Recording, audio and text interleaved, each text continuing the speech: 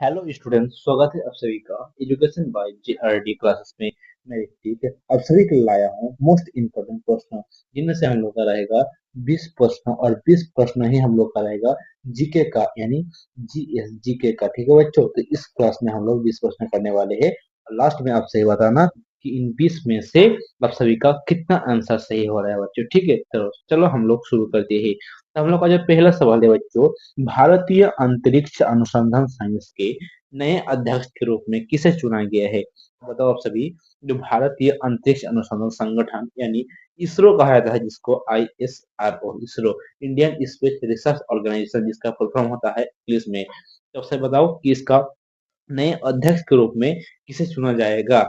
ठीक है, या किसे चुना गया है? ठीक है, तो इसका आंसर क्या होगा? तो बच्चों देखो, जो डॉक्टर विक्रम साराभाई है, तो ये बच्चों सर्वप्रथम है बच्चों। ठीक है, तो डॉक्टर विक्रम साराभाई है और ये सर्वप्रथम है बच्चों। तो जो इसका सही आंसर हो जाएगा बच्चों, ऑप्शन नंबर एक, डॉक्टर बी नारायण को चुना गया है बच्चों। ठीक है, और जो एक नंबर में है विक्रम साराभाई, ये सबसे प्रथम है, यानी प्रथम। ठीक है बच्चों, कौन?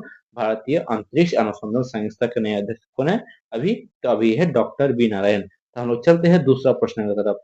हम लोग का दूसरा प्रश्न है, सर्वजीत सिंह का संबंध किस खेल से है बच्चों? तो बताओ, जो हम लोग का अग्निवीर जीडी में और ट्रेडमैन WMP में बच्चों खेल से संबंधित दो या एक प्रश्न हर शिफ्ट में रहता है और राज्य से रिलेटेड बच्चों। ठीक है, तो हम लोग खेल वाइज करते रहेंगे। मिक्स क्लास है हम लोग का सेट 20 प्रश्न का। तब से बताओ कि सर्वजीत सिंह का संबंध किस खेल से है? हॉकी से है, शतरंज से है, शूटिंग से है, या क्रिकेट से है बच्चों? तो इसका सही आंसर क्या होगा? तो जो इसका सही आंसर हो जाएगा बच्चों, ऑप्शन नंबर 3, शूटिंग से है बच्चों। ठीक है, चलो हम लोग चलते हैं तीसरा सवाल की तरफ। जो हम लोग का तीसरा सवाल है,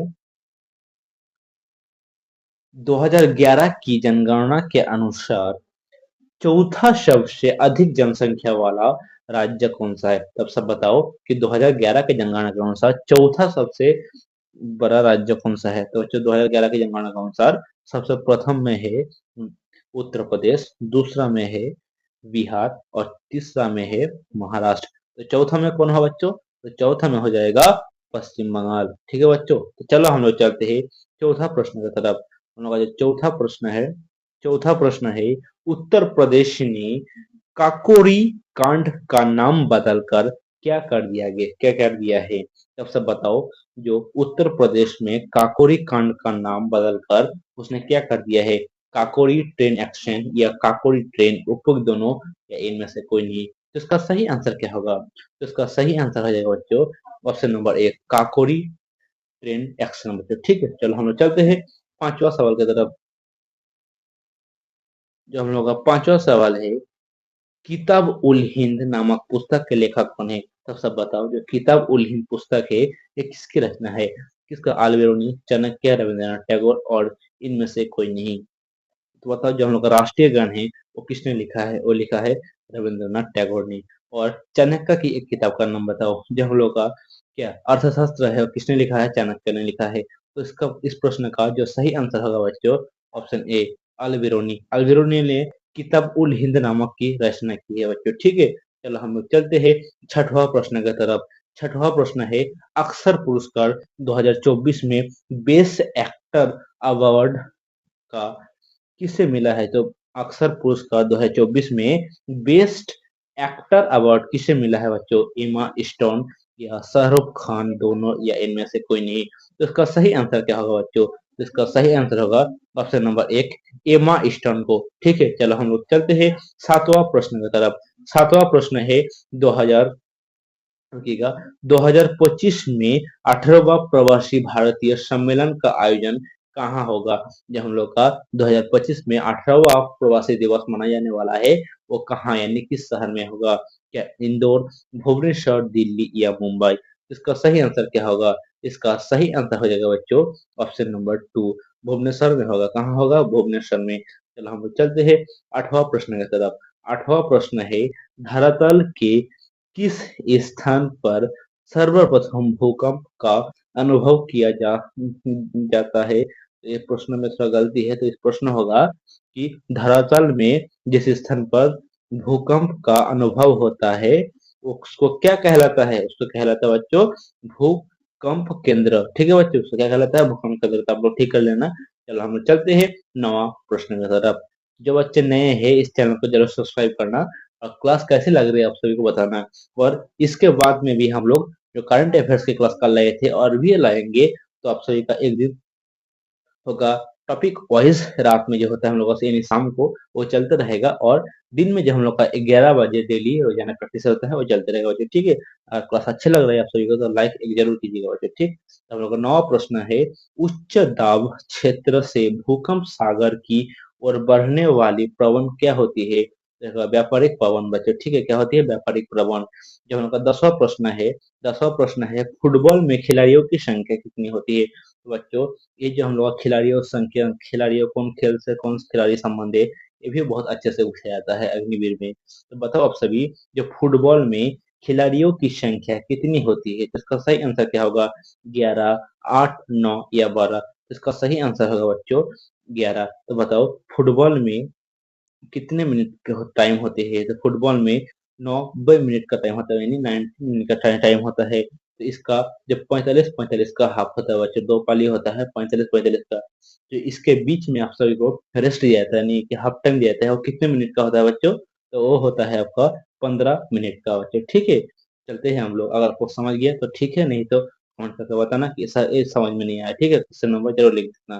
चलो हम लोग चलते हैं 11वां प्रश्न की तरफ। 11वां प्रश्न है, जैन धर्म के संस्थापक कौन थे? तो बताओ आप सभी, जो जैन धर्म के संस्थापक कौन थे? क्या होगा? ऋषभ देव, महावीर स्वामी, गुरु नानक या इनमें से कोई नहीं? तो जो इसका सही आंसर होगा बच्चों, जैन धर्म का संस्थापक कौन थे बच्चों, किसने किया था? तो वो ऋषभ देव ने किया था। Option number 1 is the right answer. चलो हम लोग चलते हैं 12वां प्रश्न की तरफ। हम लोग का 12वां प्रश्न है, नवदा टोली किस राज्य से संबंधित है? तो सब बताओ कि नवदा टोली जो है ये किस राज्य से संबंधित है? मध्य प्रदेश, उत्तर प्रदेश, तमिलनाडु या झारखंड? तो इसका सही आंसर क्या होगा बच्चों, बताओ सभी। जो नावदा टोली है ये किस राज्य से संबंधित है? मध्य प्रदेश से है या उत्तर प्रदेश या तमिलनाडु या झारखंड से है? तो बच्चों, जो मावदा टोली है ये बच्चों है किस राज्य से? जो इसका सही आंसर हो जाएगा ऑप्शन नंबर ऑप्शन नंबर क्या होगा बच्चों? तो option number 2 is the right answer, यानी उत्तर प्रदेश से है या मध्य प्रदेश से बच्चों? तो ये थोड़ा डाउट लग रहा है बच्चों, एक क्लास नहीं बच्चों, ठीक है। जो है मावदा टोली ना, नावदा टोली ये बच्चों है एमपी से यानी मध्य प्रदेश से। Option A is the right answer, इसमें कोई डाउट नहीं है, अब ठीक हो गया बच्चों। चलो हम लोग चलते हैं 13वां प्रश्न की तरफ। जो 13वां प्रश्न है बच्चों, महाराणा प्रताप घाट किसकी समाधि स्थल है? तो बताओ सभी, जो महाराणा प्रताप है ये किसकी समाधि स्थल है? तो बच्चों, महात्मा गांधी का समाधि स्थल हो जाता है बच्चों राजघाट। कहाँ हो जाता है बच्चों? राजघाट, ठीक है। महाराणा प्रताप का जो समाधि स्थल है वो क्या है? राजघाट है। तो महाराणा, सॉरी बच्चों, राजेंद्र महात्मा गांधी का है राजघाट, और महाराणा प्रताप का समाधि कहाँ है? सॉरी, जो महाराणा प्रताप घाट बच्चों, जो महाराणा प्रताप घाट ये किसकी समाधि स्थल है ये पूछा गया है। तो बच्चों ये राजेंद्र प्रसाद की है बच्चों, ठीक है। और महात्मा गांधी कहाँ है? तो महात्मा गांधी का है राजघाट। थोड़ा मिस्टेक कर दिया था, ठीक है, क्योंकि मेरा दिमाग कहीं और घूम रहा है। चलो हम लोग चलते हैं 14 प्रश्न की तरफ। जो 14वां प्रश्न है, देश का सर्वोच्च विधि अधिकार किससे माना जाता है? तब सब बताओ, जो देश का सर्वोच्च विधि ये किसे माना जाता है? भारत के राष्ट्र महान्यायवादी को, भारत का राष्ट्रपति को, या भारत का प्रधानमंत्री, या नरेंद्र, या इनमें से कोई नहीं? तो इसका सही आंसर होगा ऑप्शन ए, भारत के महान्यायवादी। तो ठीक है, चलो हम लोग चलते हैं 15वां प्रश्न की तरफ। हिटमैन किसको कहा जाता है? तो बताओ सभी, हिटमैन किसको कहा जाता है? विराट कोहली, रोहित शर्मा, या हार्दिक पांड्या, या रविंद्र जडेजा? तो इसका सही आंसर क्या होगा? तो इसका सही आंसर होगा बच्चों ऑप्शन नंबर 2, रोहित शर्मा को कहा जाता है बच्चों, ठीक है। चलो हम लोग चलते हैं 16वां प्रश्न की तरफ। 16वां प्रश्न है, थल सेना दिवस कब मनाया जाता है बच्चों? तो हम लोग का कल ही मनाया गया है थल सेना दिवस। कब? 15 जनवरी को मनाते हैं बच्चों। कब मनाते हैं हम लोग? 15 जनवरी को थल सेना दिवस मनाते हैं बच्चों, ठीक है। चलो हम लोग चलते हैं 17वां प्रश्न की तरफ। हम लोग का 17वां प्रश्न है, श्रीलंका का राष्ट्रीय खेल क्या है? तब सब बताओ, श्रीलंका का राष्ट्रीय खेल क्या है? हॉकी, फुटबॉल, या क्रिकेट, या वॉलीबॉल? इसका सही आंसर क्या है बच्चों? जो हम लोग का ऐसे ही कोई राष्ट्रीय खेल नहीं है, तो हम लोग हॉकी को ही अपना राष्ट्रीय खेल में मानते हैं बच्चों, ठीक है। तो बताओ श्रीलंका का राष्ट्रीय खेल क्या होगा? तो इसका सही आंसर होगा बच्चों ऑप्शन नंबर 4, यानी वॉलीबॉल को हम लोग श्रीलंका का राष्ट्रीय खेल मानते हैं। ठीक है बच्चों, चलो हम लोग चलते हैं 18वां प्रश्न की तरफ। 18वां प्रश्न है, बांग्लादेश का राजधानी कहाँ है? तो बांग्लादेश की राजधानी कहाँ होगा बच्चों? ऑप्शन है काबुल, ढाका, काठमांडू या इनमें से कोई नहीं। जो बच्चों काठमांडू है बच्चों, ये है नेपाल का राजधानी। ठीक है बच्चों, किसका है? नेपाल का। तो बच्चों बांग्लादेश का राजधानी कहाँ हो जाएगा? ये होगा ढाका का बच्चों। ठीक है, बांग्लादेश किसका राजधानी है? तो ढाका का। चल हम लोग 19वां प्रश्न की तरफ चलते हैं। क्लास कैसे चल रही है आप लोग सब जरूर कमेंट करना। और जो बच्चे नए हैं चैनल को जरूर सब्सक्राइब कर देना बच्चों। ठीक है, जो बच्चे है गुजरात का राजधानी कहाँ है? तो बच्चों गुजरात का जो राजधानी है वो है गांधीनगर। ठीक है बच्चों, चलो हम लोग चलते हैं। आप सब कमेंट करके बताना कि झारखंड का राजधानी कहाँ हो जाएगा बच्चों। ठीक है, और वेस्ट बंगाल का राजधानी कहाँ है? तो वेस्ट बंगाल का राजधानी है यानी पश्चिम बंगाल का राजधानी जो है वो है कलकत्ता, जो हम लोग का पहले भारत का राजधानी हुआ करता था। ठीक है बच्चों, चलो हम चलते हैं 20वां प्रश्न की तरफ। और इस क्लास का लास्ट प्रश्न रहने वाला है, जो है दीपक हुड्डा का संबंध किस खेल से है? अब सब कमेंट करके जरूर बताना कि इन 20 में से आपका कितना प्रश्न सही हुआ है। ठीक है बच्चों, तो इसका जो सही आंसर होगा, दीपक हुड्डा का संबंध क्रिकेट से है बच्चों। ठीक है, और जो इसका पीडीएफ आप सभी को मिलेगा टेलीग्राम चैनल पर, जिसका नाम है एजुकेशन बाय जेआरडी क्लासेस, वहाँ पर जाएगा। डिस्क्रिप्शन में आप सभी का टेलीग्राम का लिंक रहेगा, वहाँ पर जाके जरूर जुड़ जाएगा। ठीक है, और जो बच्चे नए हैं चैनल को जरूर सब्सक्राइब कीजिए। तो बच्चों मिलते हैं अगले वीडियो में। जय हिंद, जय भारत, वंदे मातरम।